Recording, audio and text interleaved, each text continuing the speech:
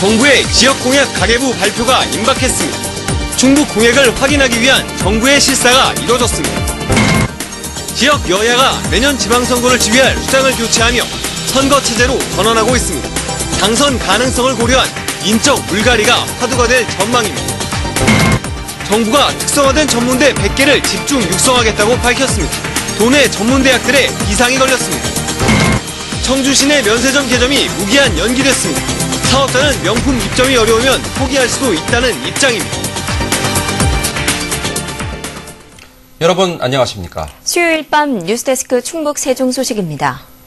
정부의 지역공약 가계부 발표가 임박했습니다. 예산부처 담당자들이 직접 현장 확인까지 나왔는데 충북 공약이 얼마나 담길지가 초미의 관심사입니다. 신미 기자입니다. 지역 현안 파악차 충북을 찾은 기획재정부 관계자들이 청주국제공항에 들렀습니다.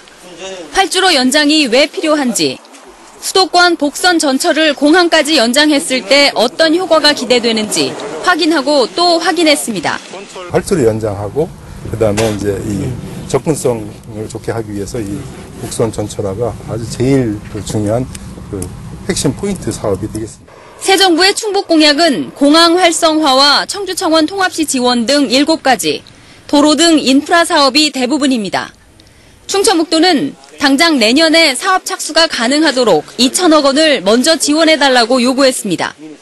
우리 충북이 그동안 상대적으로 SOC가 좀 낙후되어 있기 때문에 그런 부분에서 좀 국가 전체적으로 균형 발전의 형평성을 가져야 되지 일률적인 SOC 감축이다 이런 거는 좀 불공평하다. 그러나 정부가 지역 공약에 대한 사업성을 판단해 공약을 수정하거나 폐기할 것이라는 관측도 흘러나와 충북 공약에 칼질이 가해지느냐가 초미의 관심입니다. 재원은 국가 재원도 마찬가지고 지방 재원도 한정되어 있기 때문에 이 지방 공약을 추진함에 있어서도 어떤 우선순위를 가지고 또 단계적으로 이렇게 발표가 임박한 지역 공약 가계부에 충북의 현안이 얼마나 담길지 여부에 따라 지역의 여론도 요동칠 것으로 보입니다. MBC 뉴스 신미입니다. 비수도권 단체장과 국회의원들이 오늘 국회에 다시 모여 수도권 규제 완화 정책 철회를 정부에 촉구했습니다. 지역균형발전협의체 공동회장인 이시종 충북지사는 선언문에서 정부가 4년제 대학에 수도권 이전 허용에 이어 지방 이전 기업의 보조금 폐지까지 운운한 것은 지방 죽이기라고 지적했습니다. 또 수도권 규제 완화 정책을 아예 거론할 수 없도록 법적 제도적 장치를 마련하고 지역 정책을 논의할 수 있는 대통령 시도지사 협의체를 구성해야 한다고 촉구했습니다. 대통령 자문기구인 지역발전위원회 위원장에 이원종 전 충북지사가 위촉됐습니다. 박근혜 대통령은 오늘 지역발전 정책을 조언하고 사업평가, 공공기관 이전 등을 심의 조정하는 장관급 지역발전위원장에 이원종 전 충북지사를 위촉했습니다. 이 위원장은 서울시장과 충북지사를 지내는 등 평생 공직에 몸담았던 자신에게 주어진 마지막 의무라며 지역발전과 국민 행복을 위해 기여하겠다고 소감을 밝혔습니다. 이 밖에 이태호 전 청주상공회의소 회장이 18명의 지역발전위원 명단에 이름을 올렸습니다.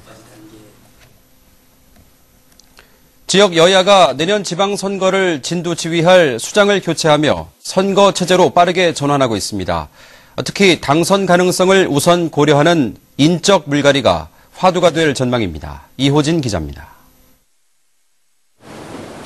새누리당 충북도당은 운영위원회를 열어 차기 도당위원장에 남부 3군 박덕흠 의원을 만장일치로 선출했습니다.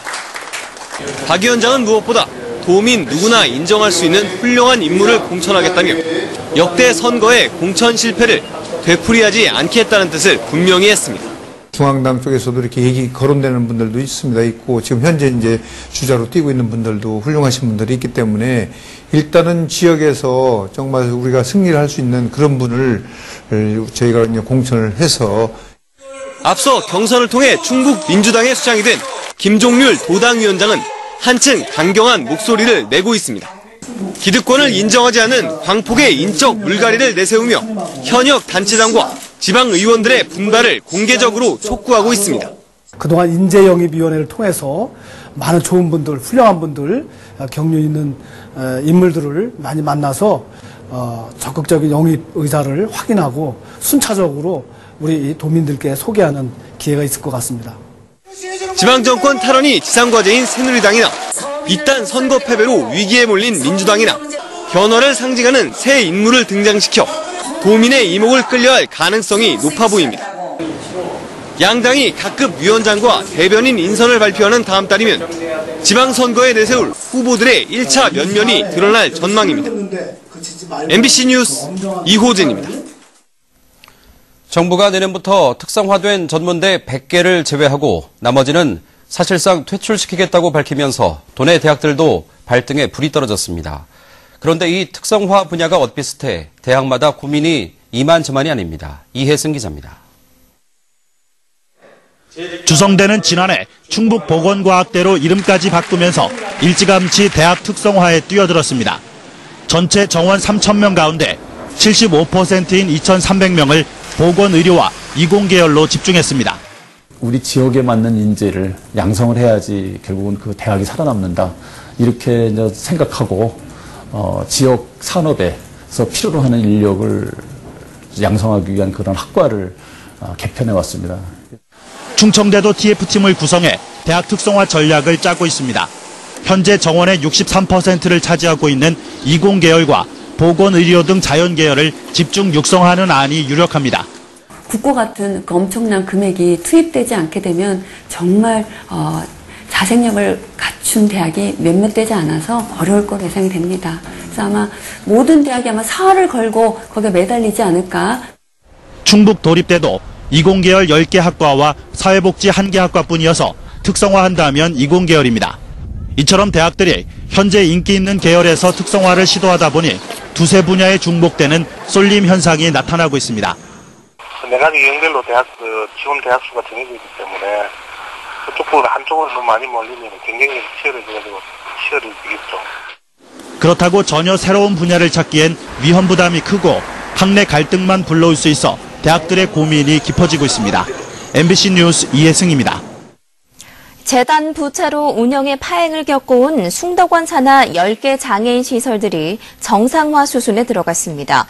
직원들이 돈을 모아 채무 청산에 나섰고 파행에 책임이 있는 재단 임원들은 직무가 정지됐습니다. 심충만 기자입니다. 사회복지법인 숭덕원의 채무로 산하 장애인 시설 10곳의 통장이 무더기 압류된 지 2달째. 파행을 보다 못한 시설 종사자 200여 명이 급한 대로 사재를 털었습니다.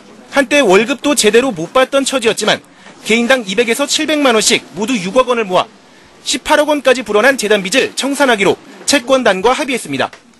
이에 따라 숭덕원 산하시설의 통장 압류가 풀려 보조금 지원이 재개되는 등 급한 불은 껐습니다. 결국은 장애인들이 피해를 보기 때문에 이거를 산하기관을 정상 운영할 수 있게 하는 게 가장 우선 선택을 할 수밖에 없는 거죠. 그래서 시설 운영에 파행을 불러온 숭덕원의 임원들은 일단 손을 떼도록 했습니다.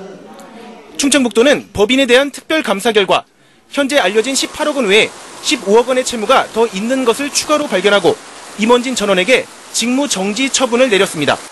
재발 방지를 위해 이번 사태의 근원인 법인부터 재정비하는 등 추가 조치가 뒤따를 전망입니다. 구조 문제가 있습니다. 그 법인 구조 문제가 잘못돼서 채권 채무 관계를 정리를 못했기 때문에 그 관계 때문에 이제 숭덕원이 이런 사태를 발생시켰고 법인이 전 이사장의 채무를 20년 넘게 방치해 천여 명의 장애인이 고통받은 숭덕원 사태. 표면적으로 정상화되고 있지만 일부에선 법인 산하시설의 잘못으로 인해 후원이 끊기는 등 치유할 상처는 남아 있습니다. MBC 뉴스 심충만입니다. 청주 라마다 호텔에 들어설 예정인 충북의 첫 시내 면세점 개점이 무기한 연기됐습니다. 시내 면세점 사업권자인 중원산업은 해외 유명 브랜드 면세점 입점 협상에 난항을 겪으면서 당초 이달 말로 예정됐던 면세점 개점을 연장해달라고 관세청에 요청하기로 했습니다. 중원산업은 명품 브랜드를 확보하지 못할 경우 사업권까지도 반납하겠다고 밝히면서 면세점 개점까지 적지 않은 진통이 예상됩니다.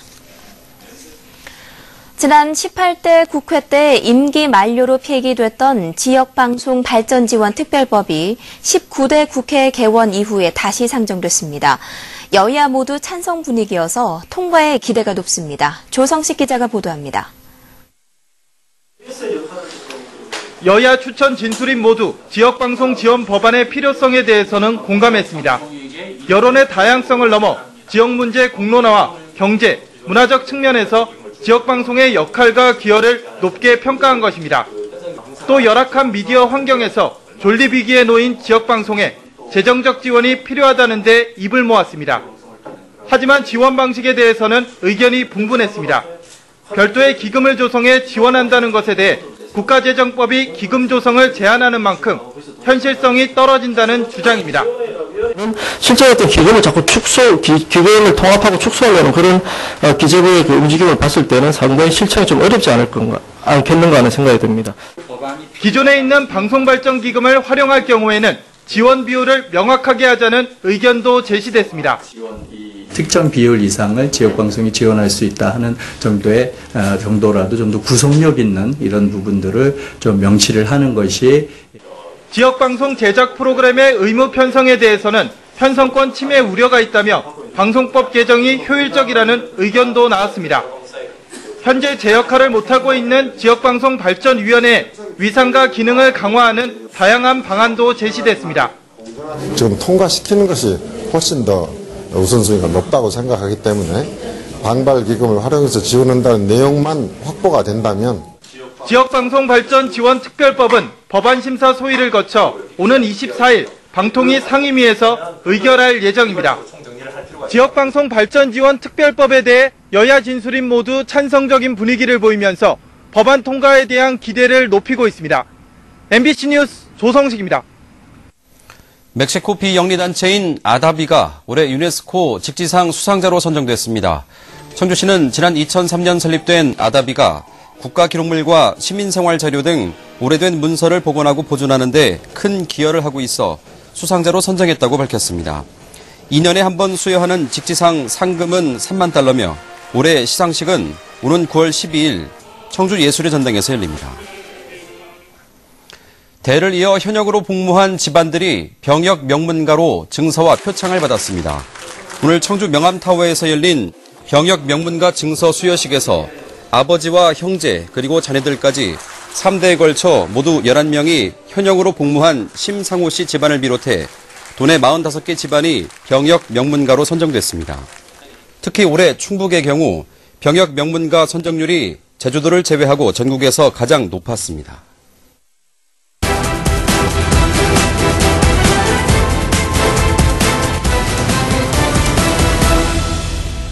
천연 기념물이자 멸종위기 중 1급인 일명 황금박쥐가 진천군에 7년째 집단 서식하고 있는 것이 확인됐습니다. 국립생물자원관은 지난 4월 진천군 금암리 폐금광에서 동면 중인 황금박쥐 38마리를 확인했습니다. 폐금광에서는 지난 2007년 황금박쥐 39마리가 발견됐지만 지난해에는 32마리까지 줄었다가 다시 개체수가 회복되고 있는 것으로 확인됐습니다. 이에 따라 마을 주민들은 황금박쥐 서식지를 문화재 보호구역으로 지정해 체계적으로 관리할 것을 요구하고 있습니다. 향토기업인 젠한국이 한국표준협회가 주관하는 대한민국 신기술혁신상 대상을 4년 연속 수상했습니다. 젠한국은 뚝배기의 단점을 차단한 친환경 세라믹 쿠커 젠쿡을 개발해 대상 수상에 영예를 안았습니다. 대한민국 신기술혁신상은 우수 제품과 신기술을 선정하는 것으로 젠한국은 지난 2010년 이후 4년 연속 대상을 수상했습니다. 충북 세종 소식 마칩니다. 여러분 고맙습니다.